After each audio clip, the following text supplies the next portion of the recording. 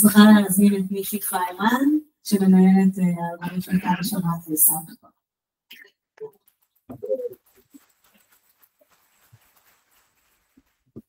שלום לכולם, תודה רבה לאיילת על ההצגה ובכלל לקהילה על ההזמנה, ותודה רבה להקדמה המצוינת שפרופסור רנני עשה פה, כי בעצם הוא ענה לי ההרצאה כדי להיכנס לתוכה.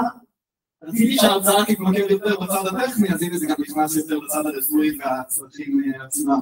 אני רוצה לנצל את החצי שעה הקרובה בשביל א' לתת קצת יותר על מיזוטייסה, מה אנחנו עושים, מה המוצר שלנו, זה יהיה מאוד קצר. ואחר כך אני ארצה לגעת קצת בין מודלים שבעצם עושים קלסיפיקציה לקרדיאק אולטרסאונד. בעצם מה האתגר, למה זה קשה, איך נכון למדד את זה, מה כדאי לעשות בתהליך, ואז נציג את זה לשתי עבודות מעניינות שעשינו בשיתוף עם צ'מפיון שיבה.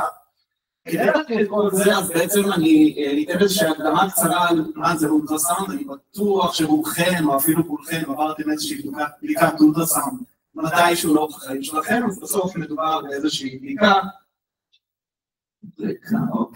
איזושהי בדיקה שבעצם משתמשת בתדרים של גלי קול בתדר גבוה, שבעצם מאפשרת לנו להדמות את מה שיש בתוך הגוף. מה אפשר לראות שם? אפשר לראות מבנים שונים, אפשר לראות זרימות, אפשר לראות בעצם את המרקמים השונים, את הטישו, ובעצם משתמשים בזה במגוון רחב של יכולות לאבחן מטופל, זה לתחום הקרדיאלי, לתחום הבטני, לתחום של ריאות, לתחום של האגן, גינקולוגיה, אפילו לתחום של שלד שריר, ויש עוד המון תחומים שבהם עושים אולטרסאונד, ואני בטוח שאתם מכירים עוד המון תחומים כאלה. חשוב גם לדעת שבעצם יש המון סוגים של מכונות שבאים לאולטרסאונד. יש את עולם ה-high-end machines, בטח כל מי שהיה פה באיזושהי מעבדת אולטרסאונד, מכונה גדולה, היא מאפשרת רזולוציה מאוד גבוהה, היא מאפשרת דגימה בתדר מאוד גבוה, ואז אפשר לראות יותר פריימים בשנייה, היא מאפשרת חדירה יותר טובה, יש פונקציות מתקדמות, אם ראיתם שפרופסור רנני קודם הראה את התלת מימד שאפשר לראות תוך כדי סריקת האולטרסאונד.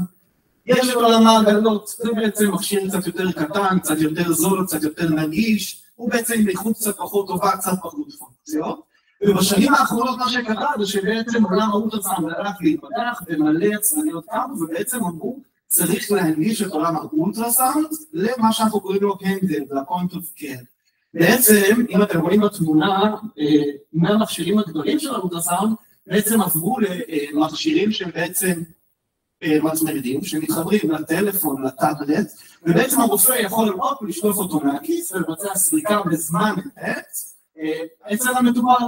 ופה אנחנו נכנסים בעצם למונח שהיום תופס תאופה שקוראים לו פוקוס, point of care ultrasound. מה זה point of care? זה בא להבדיל בעצם מהמצב שבו המטופל היה הולך למעבדת האקו, למעבדת הרדיולוגיה, למעבדת האולטרסאונד ועושה בדיקה. היום אם לרופא יש שאלה קלינית שאפשר לענות עליה בעזרת אולטרסאונד, הוא בעצם יכול לשטוף את המצלח ולבצע את הבדיקה. והיום אם הולכים לאוניברסיטאות הגדולות בארצות הברית, פוקוס זה כבר חלק מתוכנית הלימודים בתוך הבית חולים. זאת אומרת, לא מלמדים את זה. ואם בתוך הבתי החולים הגדולים בארצות הברית יש פלושיפ ספציפי בפוקוס, כי בעצם מבינים שבדיקה שהיא כל כך זמינה, היא גם בטוחה, היא לא אינבייסיבית, ואפשר בעצם לעשות איתה דיאגנוזות לכל כך הרבה דברים, אז בעצם צריך ללמד את הדבר הזה ולעשות אותו בצורה טובה. אבל מה? בסוף אנחנו מדברים על מכשיר קטן, זול, באיכות פחות טובה, וצריך מומחיות. בסוף קרדיולוג שמפענח אקו ישב ועשה את הלימודים שלו והתמחה ועשה עוד כמה שנים טובות שהוא מפענח אקואים, ועכשיו אם אנחנו רוצים להנגיש את היכולת הזאת של לפענח אולטרסאונד גם לרופא שעושה את זה מהביטת המטופל, הוא בעצם צריך עוד קצת כלים, עוד קצת כוח, משהו לדחוף אותו קדימה. אז לפני שנגיע למה זה בדיוק, אני אתן הסבר קצר על מה אפשר בכלל לראות בקרדיאק אולטרסאונד. אז בגדול, מה זה קרדיאק אולטרסאונד? אנחנו בעצם מדמים בזמן אמת את הלב, את האנטומיה שלו, את התנועה שלו. כדי לעשות את הבדיקה הזאת, בגלל שהלב הוא מורכב, יש פה, כמו שפרופסור רענני הראה קודם, את החדרים, ואת העליות, ואת המסתמים, וכניסות ויציאות, אז בעצם הבדיקה הזאת עושים סוג של התניה של המון חתכים שונים, בסדר? בפרוטוקול הסטנדרטי יש בין 12 ל-18 חתכים, ובעצם בכל אחד מהחתכים מדגים משהו אחר, לדוגמה בצד הימני העליון, אפשר לראות הדגמה שבאה מחוד הלב, ומדגימה את התנועה של החדרים והעליות, ובצד התחתון אפשר לראות איזושהי הדגמה של התא הפורקי של הלב. ובעצם מתוך תמונות האולטרסאונד אפשר בעצם לבצע פענוח ואבחון ללא מעט דברים שקשורים למבנה הלב, לתנועה. בעצם אפשר לזהות שבן אדם נמצא עכשיו באי ספיקת לב, אפשר לזהות מסתמים, מתחבר מאוד בסיפור של מסתם מיטרלי שהוא בעצם עכשיו פגור ושיש לו פרוגטציה שכשהוא דולף, אפשר לראות את זה בתמונת האולטרסאונד ולהבחין את זה שדור משם. ושוב, זו בדיקה שהיא בסוף לא חודרנית, מאוד בטוחה, ובעצם מאפשרת לעשות את הבדיקה הזאת ליד מיטת המטופל. ואיך זה מתחבר לפוקוס? אז בעצם ברגע שאנחנו מאפשרים לרופא המטפל, זה לא משנה אם הוא נמצא בחדר המיון הפנימית, אם הוא במרפאה שלו בכלל, ועכשיו נכנס מישהו שהוא בקוצר נשימה, ועכשיו הוא רוצה לשאול שהוא באמצע שבוע לבבי, אז בעצם הפוקוס מאפשר לנו לעשות סאבסט, הוא לא בעצם ייתן את התשובה של האקו המלא, אבל הוא מאפשר לעשות סאבסט של הדיאגנוזות האלה, בשביל שבעצם נוכל לתת את ההבחנה במקום, ולא לשלוח את המטופל שעוד שבועיים יעשה בדיקת, שבועיים אם הוא צריך לצאותו, אבל עוד שבועיים לעשות את הבדיקת אקו המלא במרפאה. ופה בעצם ASAP נכנסת לתמונה, בעצם אנחנו רואים את עצמנו, רואים את הצורך, ורואים את זה חזק בתוך שיבה, שבעצם אנחנו סטארט-אפ שהגיע ועבד מתוך שיבה, שבעצם הרופא שבא לעשות בדיקת הפוקוס, יוכל לקבל את הכלים ואת העזרה ואת הסיוע, כדי לבצע את הבדיקה בצורה מיטבית, להיות מסוגל לפענח, להרגיש שבאמת מה שהוא חושב זה מה שגם יוצא פה בפלט, ובסוף לטפל במטופל בצורה הטובה ביותר. אם זה להפנות אותו למקום הנכון, לשלוח אותו לבדיקה מלאה, או כבר להתחיל טיפול תרופתי מתאים באותו רגע. ובעצם ASAP מבינה שהנקודה הזאת שיש המון דאטה שבאה ממעבדת הקרדיולוגיה, מהאקו, המון דאטה שבאה מהרדיולוגיה, אפשר לקחת את הדאטה הזה, ואם נצליח להנגיש אותו למשתמש קצה, אנחנו בעצם נותנים לו את הכוח לבצע את הבדיקת פוקוס הזאת, להרגיש ביטחון, ובעצם לטפל במטופל בצורה הטובה ביותר. אז זה המוצר הראשון שלנו ספציפית בתחום הקרדיולוגיה, יש לנו כבר אישור FDA ל-12 מודלים שונים של AI, בעצם עשינו מחקר פרוספקטיבי בשני סייטים בארצות הברית ושני סייטים בישראל, שבעצם סרקנו אנשים עם מכשירי פוקוס פרוספקטיבית, כולל יוזר סטאדי שבו נתנו למשתמשים את תוצאות ה-AI, לעשות פענוח איתם ותוצאות ה-AI, ובלי תוצאות ה-AI לעשות פענוח בלעדיהם, ובעצם הצלחנו לעבוד גם במחקר הסטנדרט וגם במחקר היוזר סטאדי בתוצאות מאוד מאוד, וקיבלנו אישור ל4 דיאגנוזות של מחלות מסתמיות, בדומה למה שפרופסור רנה דיבר עליו, ולמדידות שונות שעוזרות לאותו רופא מטפל, בעצם לקבל את התמונה הקלינית המלאה כשהוא בא לקבל החלטות. עכשיו אני גם קצת יותר בצד הטכני, כי משם אני בא, אני בסוף מוביל את תחום הפיתוח של האלגוריתמים עצמם, ובעצם אני רוצה קצת לדון איתכם בכל מה שקשור לפיתוח של מודלים לטובת אולטרסאונד אקו, ועכשיו אני אגיד אקו, שזה אולטרסאונד קונפליקט, להקל על המשפט. ובעצם אני רוצה לדבר ספציפית על מודלי קלסיפיקציה. אנחנו מכירים בעולם האולטרסאונד, יש הרבה מודלים שעושים סגמנטציה, סימון של מדורים שונים, של איברים שונים, אינסטנט סגמנטיישן, נדיגות שונות, אבל אני רוצה לדבר ספציפית על מודלי קלסיפיקציה, א', כי זה מעניין אותי, וב', כי בעיניי יש פה אתגר שהוא אתגר מאוד קשה. אז למה בכלל זה כל כך קשה מלכתחילה? אז קודם כל, לא יודע מי מכם ראה תמונות אולטרסאונד, ניסיתי לזרוק פה בצד חלק מהתמונות שיש לנו בכל מיני מכונות, אבל הדבר הראשון הוא שהווריאביליות היא משוגעת בגלל שיש אנשים שונים. האנשים שהם רזים מאנשים עם עודף משקל, ואנשים שהצלעות שלהם מסתירות את הלב בצורה כזאת או אחרת.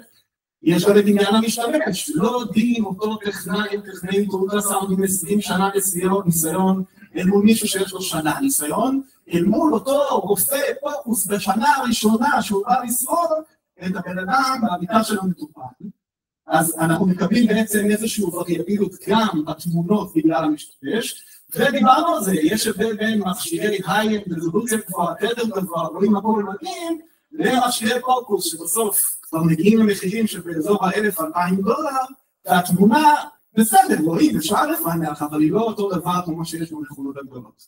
אז זה אתגר אחד שהוא מאוד מאוד גדול בעיניי. האתגר השני קשור ישירות באולטרסאונד, יש המון ארטיפקטים בעולם האולטרסאונד. ארטיפקטים מובנים מתוקף איך שבעצם הלב בנוי. באים לעשות סריקה, באים מהצבאות, או פעי שפיר, הכל מסתיר. או לחלופין, ארטיפקטים שבאים מכל מיני דברים שמשתגעים בתוך המטופל. יכול להיות שיש לו מסתן מכני שעכשיו מקרין לנו בתוך התמונה, והדוקטור מקבל רעש, ובעצם לא רואים בצורה טובה, אז גם עם הארטיפקטים האלה צריכים לדעת להתמודד. אתגר נוסף הוא שבסוף אמרנו, יש המון חתכים שונים שצריך להגין את הלב. כשמישהו מבצע עכשיו סריקה, אני לא אומר לו, תן לי חתך A, תן לי חתך B, ואז אני מסדר את זה, אלא כשהוא מעלה את הבדיקה, הוא מעלה מה שהוא רוצה, כי הוא רוצה לפענח משהו. אני צריך להיות מסוגל, בעצם לעשות פלייבלים, לתייג, להגיד על כל תמונה, מה המנח בה, באיזה דיאגנוזה זה רלוונטי, לאן זה נכנס. אתגר נוסף הוא בעצם שאנחנו מדברים על בעיה טמפורלית, שבעצם צריך להסתכל על כל הפריימים בשביל לשקלל מידע. עכשיו מי מתעסק עם מודלי וידאו, אני יודע שזה אתגר בפני עצמו, אבל ספציפית, באולטרסאונד משהו מאוד מאוד מאתגר, כי בעצם צריך את המידע מכל הפריימים כדי לקבל את התשובה הסופית. ולאנשי הדאטה סיינס שקצת יותר בפרטים, בעולם הפריטריין, אנחנו תמיד ראינו איזה מודל, לפישרנט, פריטריין, על תמונות טבעיות, איזה כיף לנו, מעניינים על איזה 100 תמונות, יש לנו מודל מושלם. בעולם האקו הוא הרבה יותר מורכב מזה, בסוף הפריטריין, יש פריטריין ואולטרסאונד יש, לא מדהים, אבל בסוף אנחנו באים ממקום נחות יותר, שדורש מאיתנו יותר דאטה, וזה באמת מקשה, אני חייב להגיד שזה מאוד מרתיע להיכנס לתחום שאתה מתחיל בנקודת התחלה קשה כזאת. אבל יש יתרונות. יתרון ראשון, והוא היתרון הכי גדול בעיניי בתור איש דאטה, בעצם הדאטה הזה הוא מאוד מאוד עשיר. אמרנו שבעצם לוקחים איזשהו סרטון לחתך מסוים. אז קודם כל באותו סרטון, שהוא 3 או 5 שניות, ובן אדם ממוצע נגיד בקצב של 60 פעימות בשנייה, הרווחנו 3 או 5 פעימות. כשאני בא לאמן מודל, אני יכול לדחוף 3 או 5 אוגמנטציות שונות של הדאטה שלי, כל עוד אני דוגם את הפריימים בצורה טובה. עוד דבר שאנחנו מרוויחים זה שרוב המשתמשים לא מסתפקים בתמונה אחת, כי ככה משתמשים עושים, ואז אנחנו מקבלים לאותו מנה חתך, גם יותר מתמונה אחת, אנחנו עוד דאטה, שזה מאוד נחמד. מאוד שמרגיש, זה רגע אמרתי שזה בצד הרע, נכון? אבל זה גם בצד הטוב. תחשבו שנייה שאם הייתי נותן לכם בעיית אקשן רקוגנישן של סרטים, בן אדם הולך ואני שואל את עצמי מה הוא עושה. אם הייתי נותן לכם תמונה שלו מכיוון אחד, קשה. או קל, או לא יודע, אבל אם הייתי נותן לכם גם מלמעלה וגם מלפנים, הבעיה הופכת להיות הרבה יותר קלה. כשאנחנו באים לשאול שאלה על תפקוד מסוים, על מחלה מסתנית מסוימת, היתרון להסתכל על זה מכמה כיוונים הוא בעצם סוג של יתרון בעולם הדאטה. בנקודה האחרונה אני לא אקרא מקוצר זמן, אבל אם יישאר זמן אחר כך מישהו יוצא לדעת, אני אפרט את זה בהמשך.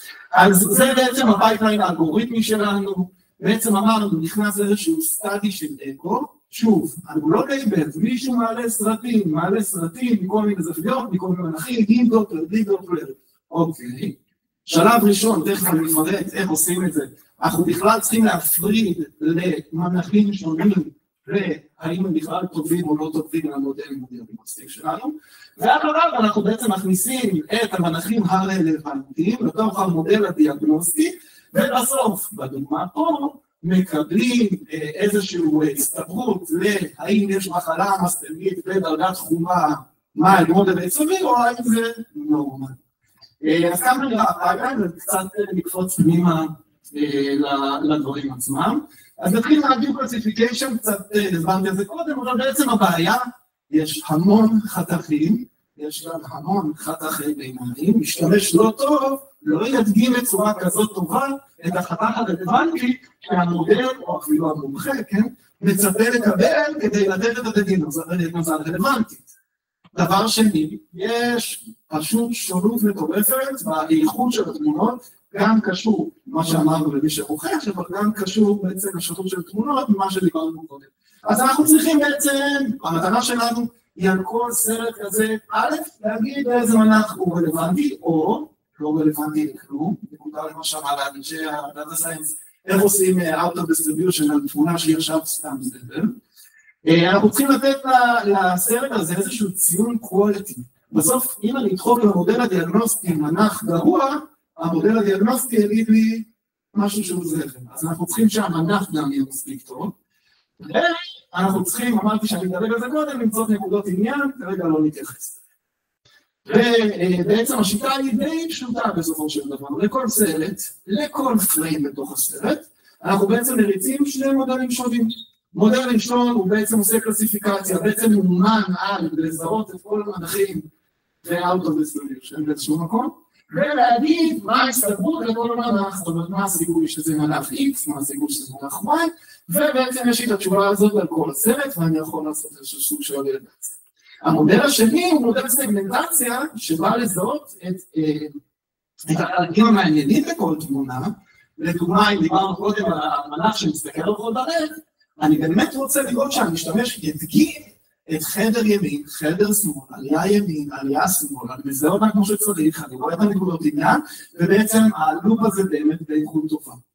once עשינו את שתי הפעולות האלה, כל מיני שיטות אגרגציה שבקוץ הזמן, אני לא יכול להיכנס אליהן, אנחנו בעצם מקבלים איזשהו פרק שבו אני יכול להגיד לכל סרט מה המנח שלו, מה האיכות שלו, ונקודות העניין שלו, ואני מוכן בעצם לשלב השני. בשלב השני אני בעצם מגיע למודל הדיאגנוסטי. אני בעצם עוד בשלב האימון, אבל גם בשלב האינפרנס, מחליט מה המנחים, מה החתכים הרלוונטיים לאותו מודל. אם אני מדבר על, לדוגמה, המסתם המיטרלי, האם הוא דולף, אז אני כנראה אבחר את החתכים הרלוונטיים מהמסתם המיטרלי, כמו שהוא נראה קודם בסרט, ושיש בהם דובלט, ושאני אוכל לזהות את הדליפה.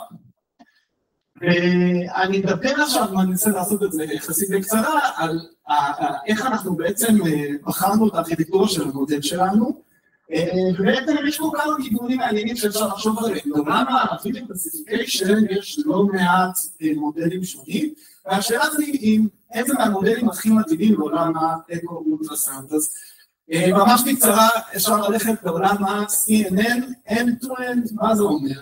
כל תמונה חלץ לי פיצ'רים. יופי, יש לי פיצ'רים מכל התמונות, כך קונבולוציה חד-ממדית, תאחד על כל הפריימים, שימו את זה בראש קלסיפיקציה, הידד, קיבלנו איזשהו מודל. יתרונות, זה הכי פשוט, זה מתאמן מעולה, זה מתאפתן מעולה, אנחנו מכירים את עולם ה-CNN, מאוד קל להאמין אותם. מה החיסרון? החיסרון הוא שבעצם, כשהשתמשנו בקונבולוציות האלה, המידע הטמפורלי לא התחבר באמת בצורה כזאת שכל פריים השפיע על כל התהליך כשהוא מחושב על פריימים אחרים. אז לדבר הזה הלכו ועשו עוד איזשהו צעד, ודיברו על שפה של טמפורל קונבולושנס. אני אגיד שהרבה מאוד עבודות מהשנים האחרונות משתמשים במודלים מהסוג הזה, עבודות בעולם האקו-אולטרסאונד. והרציונל די פשוט, למה אני אסתכל בקונבולוציה על פריים אחד? אם אני יכול להסתכל בקונבולוציה על כמה פריימים.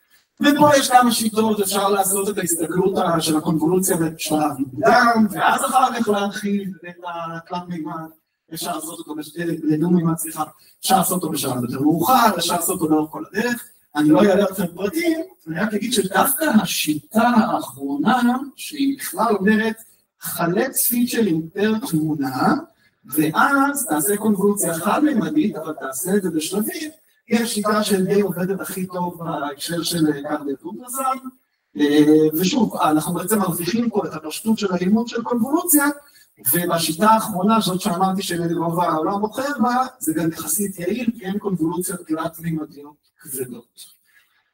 אופציה שלישית, לפני שאני אגיע למה שאנחנו בחרנו, אפשר ללכת לעולם הטרנספורמרים, ואני חושב שאנשים שבאים בעולם השפה גם מאוד מתחברים לצד הזה, יש רצים פיצ'רים עם מודל למצות טרנספורמרים קלאסי, זה יכול להיות פיט, זה יכול להיות סווינג, ולא משנה, ועכשיו אני בא לעשות אגרגציה על כל הפיצ'רים, אני משתמש בטרנספורמר, למה? כי הפריים שבו היה סיסטולה, הפריים שבו היה דיאסטולה, צריכים לדבר אחד עם השני בסופו. זה בסוף המודל שבחרנו, הוא די משלב את הטוב מכל אחד מהעולמות, לפחות בעיניי, ואפשר לדון על זה אחר כך מי שרוצה. אנחנו מחלצים בעזרת ה-CNN Featuring per Image, אנחנו משתמשים במנגנון הזה של טרנספורמרים והטנשן בשביל שכל פריים ישפיע על הפריים האחרים שיהיה לו משמעות, ומאמנים איזשהו ראש שבסופו של יום מתאפתם לבצע בעיית קלסיפיקציה או רגרסיה. ואני עכשיו אתן לכם דוגמאות בשתי העבודות שבעצם השתמשנו בפייפליין הזה, as is, לא שינויים, ובעצם גילינו דברים שלפעמים נשמעו קצת מפתיעים. אז זו עבודה שהוביל דוקטור קובי פיינשטיין משיבא, ובעצם השאלה הייתה, כשהתחלנו את הדרך, האם אפשר להעריך גיל מאולטרסאונד אקו. שימו לב שנכנסנו מילה נוספת, ביולוג'יקל, זאת אומרת, מה הגיל הביולוגי של הלב, אבל א', האם זה מעניין, אז אני שוב, מקוצר זמן וקצת לרוץ קדימה, זה מעניין בתחום המחקרי, בתחום הלונג'ביטי, אנשים שמתעסקים בעולם שביצעתי פעולה מסוימת שאמורה להשפיע על הלב, ואיך להשפיע עליי, היה מישהו שעשה מחקר על בן אדם אחד, שאלה שכשהוא מרזה, הגיל שלו יורד, בסדר, אבל הנקודה היא שכן אנחנו בעצם רואים שיש משמעות לגיל הביולוגי. והשאלות שאנחנו שואלים, האם מודל AI יכול לחזות גיל מתוך תמונת אקו? אם הייתי נותן למומחה אקו, אז הוא אומר, אוקיי, מבוגר, צריך לחזות גיל, כאילו זה מרגיש משימה שהיא מאוד מאוד קשה. והשאלה השנייה, האם יש לו בכלל משמעות בהקשר הגיל הביולוגי של הלב? אז התשובה הראשונה היא קל, MAE מאוד יפה, עם פיזור מאוד יפה, בסך הכל הצלחה לא רעה במשימה, אבל היותר מעניין שדוקטור פיינשטיין בעצם הוא בעצם חילק את קבוצת הגבוהות שלו לשתיים, אחת הייתה קבוצה שהגיל בעצם תואם לגיל הביולוגי, והשני הייתה קבוצה שהוא קרא לה Age Discrepancy Group, שבה הוא בעצם הראה שאם המודל חזה שבן אדם הוא יותר מ5 שנים, הגיל החזוי הוא יותר מ5 שנים מבוגר מהגיל הכרונולוגי, אז יש לו סיכוי בהאזרד ריישו של 34% יותר סיכוי לאור קוז מורטליטי. סופר מעניין בעיניי מי שרוצה דוקטור קובי פיינשטיין. משימה אחרת שהיא גם סופר מעניינת, היא בעצם היכולת לחזות פרפור התקפי, אבל למישהו שמבצע את האולטרסאונד כרגע והוא לא בהתקף, זאת אומרת יש לו קצב סינוס. ושאלה בכלל האם אפשר לעשות את הדבר הזה, אז ממש בקצרה, מה זה פרפור התקפי? פרפור פוסט-דוריים, אני משער שחלק מכירים, זה בעצם איזושהי הפרעת קצב שנקראת מהפרעת הולכה. פרפור התקפי זה אומר, הבן אדם לא חווה את זה כל הזמן, אלא הוא חווה את זה בהתקפים, לפעמים כמה דקות, לפעמים עד רמה של שבוע, אבל בעצם הבעיה בפרפור התקפי, ושאם אין עליי עכשיו אק"ג, אני לא יכול להבחין את זה אם אין לי את ההתקף כרגע. אז יש לזה פתרונות, שמים הולטר זה בעצם אק"ג נייד, מקליטים לאורך זמן, ובעצם זה דרך להבחין את זה, אבל עדיין יש המון אנשים שמפוספסים בתחום הזה, והסכנות הן גדולות משבץ לקשר לבבי, והמון מחקרים מראים שהקשר בין פרפור פוסט-דוריים למוות מוקדם הוא פשוט קשר ישיר והסיכון עמוק יותר גבוה. והשאלה אם אפשר לעשות את זה, והתשובה היא, אז אנשים שהם קצת יותר קפדנים יגידו, מה זה רגישות 0.8? זה נשמע לא מדהים. אז אני אומר לכם שזה מדהים וזה גם מאוד מדהים, כי בסופו של יום היכולת לזהות את הדבר הזה בקצב סינוס, זה לא דבר שהוא מובן מאליו, ודוקטור כהן, שהוא זה שעשה, לא אמרתי, דוקטור כהן שעשה את העבודה הזאת, גם השווה את זה לכל השיטות האחרות, כל הריסק סקורס, כל המקומות האחרים שבעצם להם, היום המאמרים שחוזים פרפור התקפי בקצב סינוס, ומראה שה-ILC שלנו גבוה משמעותית. אבל היותר מעניין הוא שבעצם הוא הלך לבדוק קצת קליניקל אאוטקאמס, בעצם מה התוצאים של האנשים שהיו בקוהורט. והוא חילק לקוהורט ל4, true negative, true positive, false negative, false positive. ומה שהוא ראה, וזה סופר מעניין, זה שקבוצת ה-false פוזיטיב הן בסכנות יותר גבוהות להוספיטליזיישן, להארט פיילר ולהול קוז מורטליטי יותר מאשר קבוצת הפולס נגטיב. עכשיו, זה עלול להפתיע מצד אחד, אבל זה גם לא מפתיע, כי מי שאנחנו יודעים עליו, מי שפולס נגטיב, אנחנו יודעים שהוא מטפל, הוא בעצם מטופל, בסדר? מקבל את התרופות, עושה פרוצדורה להיפוך, מטפלים בו. דווקא האנשים שהם פולס פוזיטיב, כנראה שחלקם הם באמת פוזיטיב, ומה שהוא הראה שם גם במאמר זה שבהסתכלות אחר כך קדימה, מצאו שיש אנשים שבאמת גילו אחר כך שהם מפרפרים, וכנראה זה אומר שמראש הם כבר היו בקבוצת הפח הזו, בקבוצת האנשים שהם בפרפרים. זהו, מה אני רוצה שתיקחו מפה? אחד, אני מקווה שקצת הכרתם את דייסאפ, אני מקווה שאתם עכשיו קצת יותר מתחברים לסיפור שלנו. את הצ'לנג'ר של עולם האקו-אולטרסאונד, זה סופר מעניין, אבל גם סופר מעניין, ואפשר לעשות דברים סופר מעניינים, וקצת את השיקולים הטכניים של איך מאמנים מודל אולטרסאונד, ומה כדאי לעשות, ואני מקווה שזה יעזור למי שיתעסק בזה בהמשך. שאלות.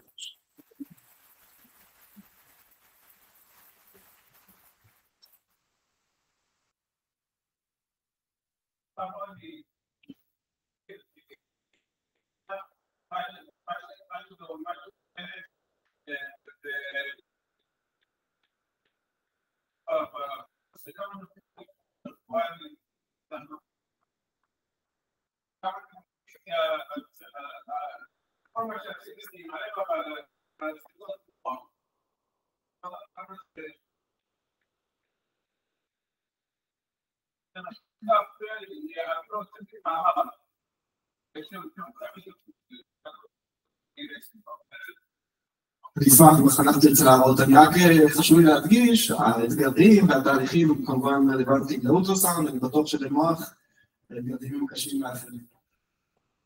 כן.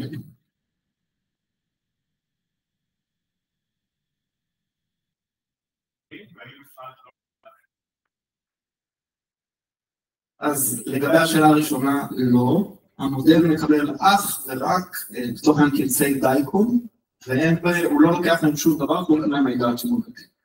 לגבי שאלה ספציפית, התשובה היא לא. אנחנו לא, כרגע לא עם מודל כזה שבו אנחנו נותנים בדיקה מלאה ושואלים שאלה ספציפית.